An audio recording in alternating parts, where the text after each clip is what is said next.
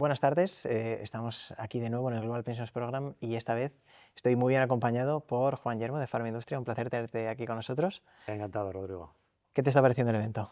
¿Qué tal va Bueno, todo? es fascinante. Yo creo que este evento lo conocí yo, creo que fue el primero de todos. Estuve hace ya 10, ¿no? 11 años. Sí, 11 años. Y la verdad es que he visto cómo ha crecido, cómo ha mejorado y hoy en día se ha vuelto como el evento de referencia mundial de las pensiones. Entonces, el que no está aquí se lo pierde realmente, pero se aprende muchísimo, ponentes de primera división, aprendes de todos los países, las experiencias y pues tenemos hasta premios Nobel, ¿no? Esta mañana hemos tenido a Robert Merton, tenemos al Starman, ¿no? Que ha venido también a hablarnos de los temas de bienestar e inversiones.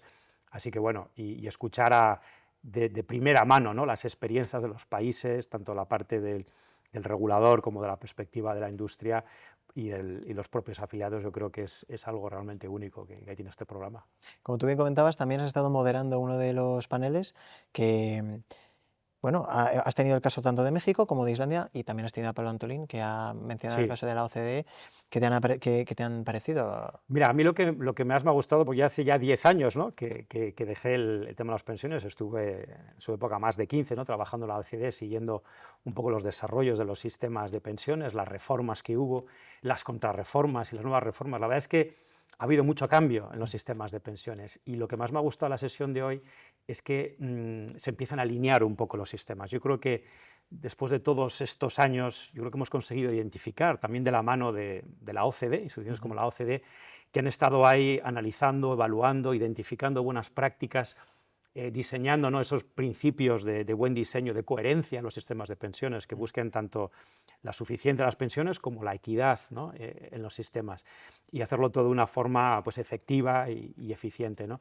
Y me ha gustado mucho la sesión de hoy por eso, porque Pablo Antolín de la OCDE ha presentado un poco esos principios de la OCDE y luego ves, ¿no? Dos ejemplos, el islandés, Ujú. que desde el año 1974 Sí, sí. ya consiguió un modelo, vamos, impresionante en cuanto al grado de protección que ofrece a los trabajadores, con unas pensiones, tasas de reemplazo del 74%, pero como un objetivo, ¿no? Sí, También total. teniendo ese grado de compartir los riesgos, ¿no? entre los empleadores y los trabajadores, pero siempre con ese objetivo de suficiencia, con unas tasas además de aportación, de cotización que han ido aumentando en el tiempo, alineándose con el aumento de la esperanza de vida, y con una gestión de las inversiones también muy eficiente, con una tasa de rentabilidad del 5% real en los últimos 30 años, a pesar de los vaivenes que ha dado la economía islandesa. Sí. Y otro tema interesante es ese grado de inversión en el extranjero que ha ido aumentando.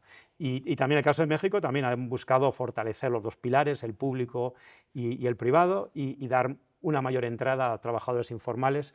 Y Pablo nos ha marcado claramente, como digo, esas pautas, esos principios, pero viendo también que dentro de Europa hay muchas experiencias, hay todo tipo de modelos, al fin y al cabo, pero que al final sí que se identifican unos principios básicos que nos ayudan a entender por qué ha habido estas reformas adicionales en los sistemas. Nunca un sistema es perfecto, nunca es óptimo, pero creo que estamos viendo mejoras importantes en muchos países. Claro, hablando ya de los sistemas en concreto, ¿no?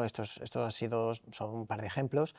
¿Cuáles son los problemas actuales a los que se pueden enfrentar los distintos sistemas de pensiones y cómo podemos mitificar todos estos problemas? Con estos dos sí que teníamos un par de ejemplos donde, por ejemplo, en el caso islandés sí que decían, bueno, pues hemos superado ciertos obstáculos y hemos llegado a este punto. Ujú. Ahora mismo, ¿a qué se enfrentan?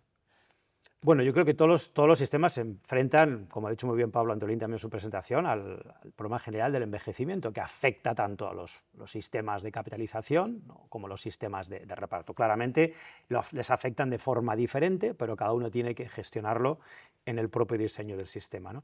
La mayor dificultad siempre es pues aumentar las tasas de cotización, que esa tiene que ser, en la mayoría de los casos, una solución, tanto en un sistema de beneficio definido, prestación definida, como de contribución definida.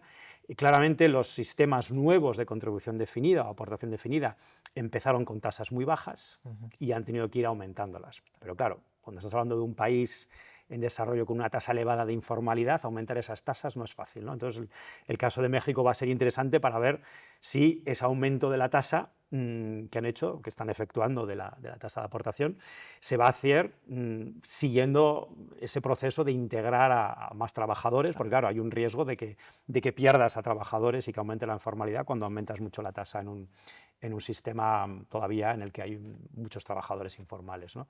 Pero claramente otro tema clave para los sistemas es ese proceso de, sobre todo en los sistemas que cada vez están más orientados a la aportación definida, a contribución definida, es esa conversión, ¿no?, de tu capital en un flujo de pensiones. Cuanto mayores nos hacemos, pues mayor es nuestra aversión al riesgo, mayor estabilidad queremos, mayor dificultades, evidentemente, para seguir trabajando, y claramente es normal que busquemos lo antes posible tener cierta seguridad en cuál va a ser nuestro ingreso en la vejez, ¿no? Y yo creo que ahí todavía estamos viendo pues diferentes modelos y formas de gestionar esos riesgos, y creo que las presentaciones de hoy también nos han enseñado, ¿no?, las lecciones de diferentes países, pero creo que esa parte sigue siendo uno de los retos para muchos países. Yo creo que esa parte de conversión todavía en algunos países no la tienen bien diseñada. Falta todavía. Y ya para cerrar, Juan, ¿cómo sientes que el Global Pension Program ayuda a que el resto de países se enteren unos de otros, de sus sistemas de pensiones, y que conozcan cuáles han sido sus obstáculos, qué fallos han tenido? ¿Cómo sientes que ayuda el Global a Bueno, esto? ayuda muchísimo. Yo creo que uno de los grandes problemas que hay en cualquier sistema, ¿no?, de pensiones es no acabar mirándote el ombligo, ¿no? Porque hay un riesgo de decir, bueno, lo hemos hecho siempre así, o a veces cuando dices esto no funciona y lo echamos todo por la borda, digamos, por la ventana, y volvemos a rediseñar el sistema. Yo creo que estar entre personas que han vivido esos cambios, esas reformas de diferentes países, de diferentes culturas, hay que ser sensible también a los, digamos, la especificidad de cada país, de por qué han hecho las cosas de una manera y no de otra. O sea, no es cuestión tampoco venir aquí, escuchar lo que ha hecho un país en África, o lo que ha hecho otro país en las Américas y en Europa, y decir, bueno, pues yo cojo y voy a copiarlo, ¿no?, en mi país. Evidentemente no se puede hacer ese tipo de traslación directa, pero claramente ese contacto que hay aquí, ¿no?, entre los expertos, los gestores, como digo, los reguladores de todo el mundo, y escuchando a estos grandes ponentes, ¿no?, pues evidentemente es una oportunidad única para los participantes, y enhorabuena al foro, ¿no?, porque realmente este programa, como digo, es realmente único, yo creo, en el mundo, y consigue algo que se necesita muchísimo, y es aprender de otros países y tener ese diálogo abierto sobre lo que ha funcionado mejor, lo que no ha funcionado tan bien, y cómo puedo yo, volviendo luego a mi casa, integrar esas lecciones de todos estos días, que son muy intensos, Totalmente. evidentemente, hay muchas lecciones, pero claramente yo creo que es muy positivo para todos los que participan aquí.